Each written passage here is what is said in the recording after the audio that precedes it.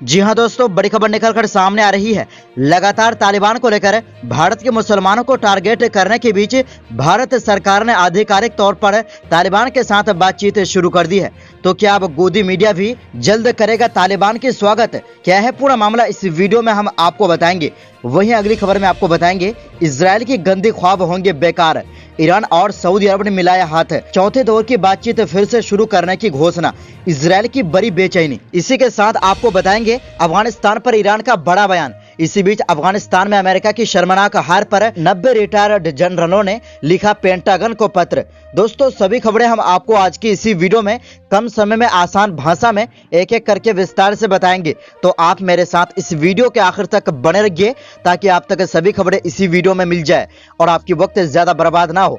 लेकिन उससे पहले जो साथी MW न्यूज पर पहली बार आए हैं तो चैनल को सब्सक्राइब करके साथ में लगे बेल आइकन को भी दबा दें ताकि हमारा न्यूज सबसे पहले आप तक पहुंचे। इसी के साथ बात करते हैं पहली खबर की। जी हां दोस्तों, तालिबान से बातचीत करने लगा भारत। क्या अब गोदी मीडिया भी जल्द करेगा तालिबान का स्वागत? दरअसल अफगानिस्तान पर तालिबान कंट्रोल संभाल लिया है और अमेरिका ने भी काबुल एयरपोर्ट से अपने सभी सैनिकों और नागरिकों की वापसी पूरी करा ली है। इस दौरान मंगलवार को भारत और तालिबान के बीच पहली बार औपचारिक तौर पर बातचीत हुई है। कतर की राजधानी दोहा में भारत के राजदूत दीपक मित्तल ने तालिबान के नेता शेर मोहम्मद अब्बास इस्तानकेजी से बात की है। शेर मोहम्मद दोहा स्थित तालिबान के राजनीतिक कार्यालय के प्रमुख है। इस सूचना को भारत के विदेश मंत्रालय ने अपनी वेबसाइट पर जारी किया है। तो अब आधिकारिक हो गया कि भारत तालिबान को मान्यता देने या उससे राबता करने की दिशा में कदम उठा रहा है। विदेश मंत्रालय ने बताया है कि तालिबान की तरफ से बातचीत का प्रस्ताव आया था। तालिबान को लेकर भारत के प्रधानमंत्री नरेंद्र मोदी एक शब्द भी नहीं बोले, न ही उसे आतंकवादी कहा और न ही उसे दोस्त। उनकी चुप्पी टूटने का इंतजार गोदी मीडिया ने नहीं किया। गोदी मीडिया ने ये तक नहीं पूछा कि तालिबान आतंकवादी है। नरेंद्र मोदी क्यों नहीं बोल रहे हैं? बेसब्र गोदी मीडिया दिन रात तालिबान के बहाने भारत के मुसलमानों को तालिबानी बताने लगा। तालिबान के सपोर्ट में बयान देने के नाम पर कुछ लोगों के खिलाफ मामले भी दर्ज किए गए। उसका आधार तो यही होगा कि तालिबान आतंकवादी है, तो कुछ लोग इसका स्वागत कैसे कर सकते हैं? लेकिन अब जब भारत सरकार तालिबान से बातचीत करने लगी है तब इन मामलों का क्या होगा? इसका मतलब भारत सरकार आतंकवादी से कैसे बात कर सकती है? गोदी मीडिया को लगा कि उनके नेता तालिबान को ललकारेंगे। उनकी चुप्पी का फायदा उठाकर बीजेपी के नेता IT सेल और गोदी मीडिया ने तालिबान को लेकर अनाप शनाप प्रोपेगेंडा ठेलने में लग गया।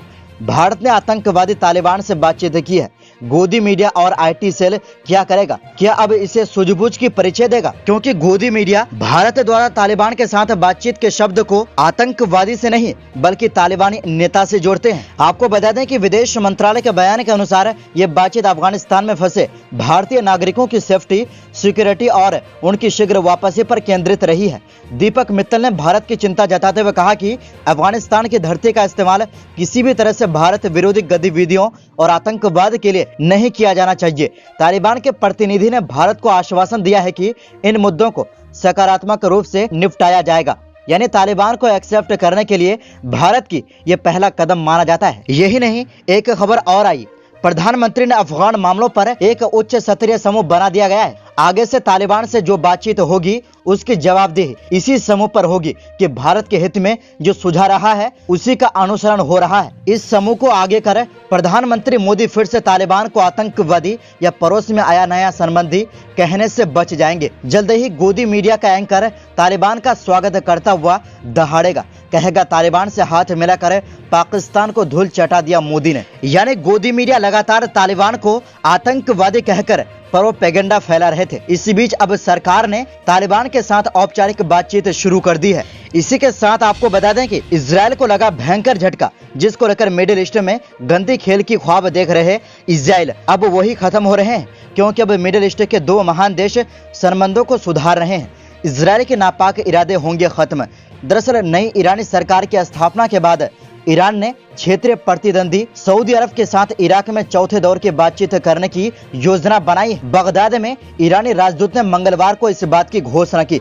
आपको बता दें कि यमन, सीरिया और अन्य जगहों पर कपट युद्ध लड़ने वाले विरोधी पक्षों का समर्थन करते हुए ईरान और सऊदी अरब वर्षों से एक दूसरे के कट्टर दुश्मन रहा है। 2016 में ईरान में सऊदी अरब दूतावास पर भीड़ द्वारा हमला किए जाने के बाद राजनयिक संबंध तोड़ दिए। ईरान ने मई में, जब रूहानी की शासन थी, पहली बार सार्वजनिक रूप से पुष्टि की कि वो सऊदी अरब के साथ बातचीत कर रहा है, ये कहते हुए कि वो उनके बीच मुद्दों को सुलझाने के लिए जो कर सकता है वो करेगा।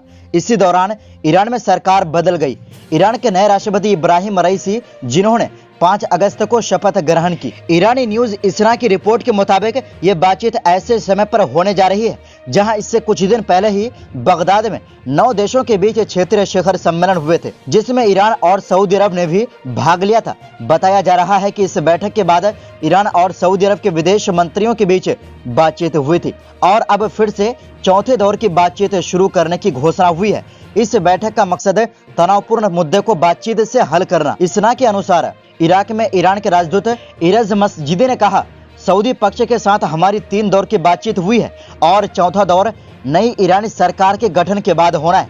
यानी दोस्तों, अब तक ईरान और सऊदी अरब 3 बार बातचीत कर चुकी है। हालांकि ये सार्वजनिक नहीं थी, लेकिन ईरान में जैसे ही नई सरकार अपने पद को भरने के बाद चौथे दौर की बातचीत शुरू होगी। आपको बता दें कि सोमवार देर रात राज्य टेलीविजन पर बोलते हुए नए ईरानी विदेश मंत्री हुसैन अमीर अब्दुल्लाहियान ने कहा कि उन्होंने अपने सऊदी समकक्ष फैसल बिन फरहान अल सऊद के साथ क्षेत्रीय शिखर सम्मेलन में बात की थी, यानी बगदाद शिखर सम्मेलन के मौके पर, जिसमें अमीर अब्दुल्लाहियान के विदेश मंत्री के रूप में पहली यात्रा थी। अमीर अब्दुल्लाहियान ने मीडिया से कहा, सऊदी समकक्ष ने कहा कि हम ईरान में नई सरकार के आने का इंतजार कर रहे हैं और हम अपने संचार को फिर से शुरू करेंगे।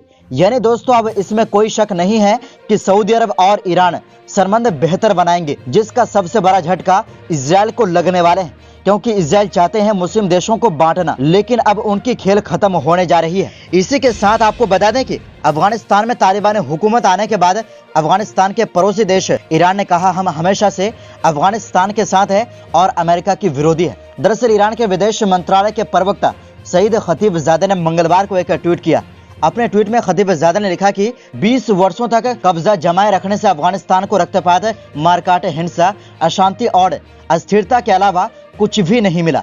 ईरान के विदेश मंत्रालय के प्रवक्ता ने आगे लिखा कि इस समय अफगानिस्तान के नेताओं के पास इस देश में एक व्यापक सरकार का गठन करके अफगानिस्तान को हिंसा मुक्त बनाने का ऐतिहासिक मौका है। खतीबजादे ने लिखा कि ईरान हमेशा अफगानिस्तान के साथ है। वहीं आपको बता दें कि अमेरिका की शर्मनाक हार के बाद फार्स न्यूज के अनुसार अमेरिका के 90 रिटायर्ड जनरलों ने पत्र लिखकर इस देश के रक्षा मंत्री से तत्काल त्याग पत्र यानी इस्तीफा देने की मांग की है। इस पत्र में कहा गया है कि जल्दबाजी में किए जाने वाले फैसले के कारण इस समय अफगानिस्तान में 15,000 अमेरिकी नागरिक और 25,000 उनके अफगान सहयोगी उन खतरनाक क्षेत्र में इधर उधर भटक रहे हैं जो हमारे कट्टर दुश्मनों के कंट्रोल में है। इस पत्र में यह भी कहा गया कि अमेरिका के रक्षा मंत्री और ज्वाइंट चीफ ऑफ स्टाफ को इस खतरनाक वापसी के बारे में बहुत ही मजबूती के साथ अपनी राय रखनी चाहिए थी।